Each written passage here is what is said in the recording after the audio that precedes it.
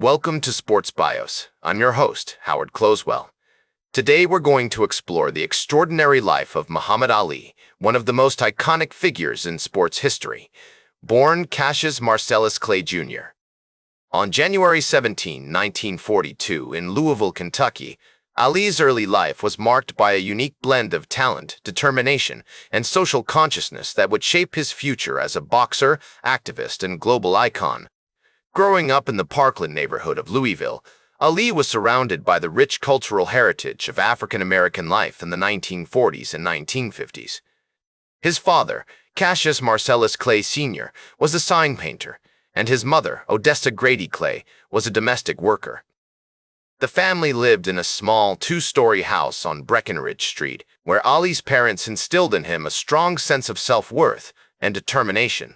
Ali's childhood was filled with the sounds of jazz music, the smells of Southern cooking, and the vibrant colors of African-American art. His mother would often take him to the local church, where he was exposed to the powerful oratory skills of African-American preachers, which would later influence his own public speaking style. The young Ali was also fascinated by the stories of his father's travels, who had been a skilled boxer in his younger days and regaled his son with tales of adventure and bravery. The 1950s were a tumultuous time for African Americans in Louisville, with segregation and racism rampant throughout the city. Despite these challenges, Ali's family and community instilled in him a strong sense of pride and self-respect. He attended Central High School, where he excelled academically and athletically, particularly in boxing. It was during this period that Ali met Joe Martin, a local police officer who also happened to be a boxing coach. Martin saw something in the young Ali that no one else did: potential. Under Martin's guidance, Ali began training at the Columbia Gym, a small, dimly lit boxing club in Louisville's Parkland neighborhood. The gym was a hub for local boxers, and Ali quickly became a standout among his peers. He won numerous amateur bouts, including the 1959 National Golden Gloves Tournament in Chicago, where he defeated a talented young boxer named Jimmy Ellis. The victory marked a turning point for the young Ali, as it brought him national attention and set him on the path to Olympic glory. The 1960 Summer Olympics in Rome would be Ali's next major challenge, where he would face off against the best amateur boxers from around the world. As we explore the early life of Muhammad Ali, we see a young man shaped by his family, community, and experiences. His childhood was marked by both hardship and hope, with his parents instilling in him a strong sense of justice and self-respect. The seeds of his future activism and social consciousness were already evident, shaped by the injustices he witnessed in his community and the strong values instilled by his family. The young Ali's journey was not without its challenges, however. He faced racism and segregation at every turn, from the segregated buses and restaurants of Louisville to the discriminatory practices of the boxing world.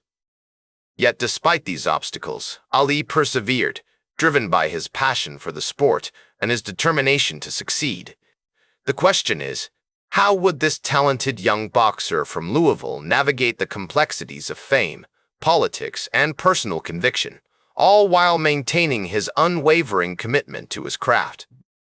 The answer, much like Ali's own life, is a story of unbridled drama, controversy, and, ultimately, triumph. The journey ahead will be marked by challenges, controversies, and victories, but one thing is certain: Muhammad Ali would forever change the face of boxing and leave an indelible mark on the world. Ali's victory at the 1960 Summer Olympics in Rome marked a turning point in his career. He returned to Louisville as a hero, with a gold medal around his neck and a newfound sense of purpose. However, he soon faced the harsh realities of racism and segregation in the boxing world. Despite his Olympic triumph, Ali struggled to find decent fights and was often forced to compete against inferior opponents. It was during this period that Ali met Angelo Dundee, a veteran boxing trainer who would become a key figure in his career. Dundee saw something in Ali that no one else did: a unique blend of talent, charisma, and showmanship. Under Dundee's guidance, Ali began to develop his signature style, a lightning-quick combination of footwork, hand speed, and powerful punching.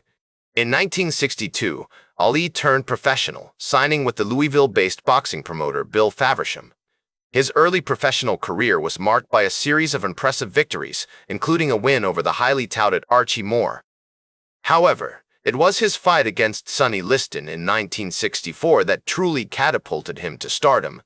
The fight against Liston was more than just a boxing match, it was a cultural phenomenon. Ali, the young, brash, and charismatic challenger, faced off against Liston, the formidable and intimidating champion. The bout was seen as a clash of styles, with Ali's quickness and agility pitted against Liston's brute strength. In the end, Ali emerged victorious, winning by technical knockout in the 7th round. The victory marked a turning point in his career, as he became the youngest heavyweight champion in history at just 22 years old. The fight also cemented Ali's reputation as a formidable boxer and a charismatic showman, with his quick wit and sharp tongue captivating audiences around the world. As Ali's fame grew, so did his involvement in social justice issues. He became an outspoken critic of racism and segregation, using his platform to speak out against injustice and advocate for the rights of African Americans. His conversion to Islam in 1964, under the guidance of Malcolm X, further solidified his commitment to social justice and cemented his status as a cultural icon.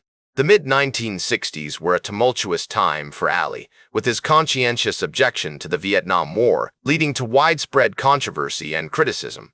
However, despite the backlash, Ali remained resolute in his convictions, refusing to back down from his principles even in the face of intense scrutiny. The question is, how would Ali navigate the challenges of fame, politics, and personal conviction in the years to come? The answer, much like Ali's own life, is a story of unbridled drama, controversy, and ultimately, triumph. The 1970s were a defining period for Ali, marked by some of the most iconic fights in boxing history. His trilogy of fights against Joe Frazier, which included the fight of the century in 1971, cemented his reputation as a formidable boxer and a master showman. The rivalry between Ali and Frazier was more than just a sporting contest. It was a clash of styles, personalities, and ideologies. Ali's quick wit and sharp tongue were pitted against Frazier's rugged determination, creating a spectacle that captivated audiences around the world. In 1974, Ali faced off against George Foreman in the Rumble in the Jungle, a fight that took place in the sweltering heat of Kinshasa, Zaire. The bout was seen as a clash of titans, with Ali's speed and agility pitted against Foreman's brute strength. In one of the most famous tactics in boxing history, Ali employed his rope-a-dope strategy, allowing Foreman to tire himself out before landing a devastating combination that knocked Foreman out in the 8th round. As Ali's career progressed, he continued to be an outspoken advocate for social justice, using his platform to speak out against racism and inequality. His conversion to Islam had solidified his commitment to these causes, and he became a powerful symbol of resistance against oppression. In 1975, Ali published his autobiography, The Greatest, My Own Story, which provided a candid and introspective look into his life and career. In the late 1970s and early 1980s, Ali's career began to slow down, and he faced a series of tough fights against younger, hungrier opponents.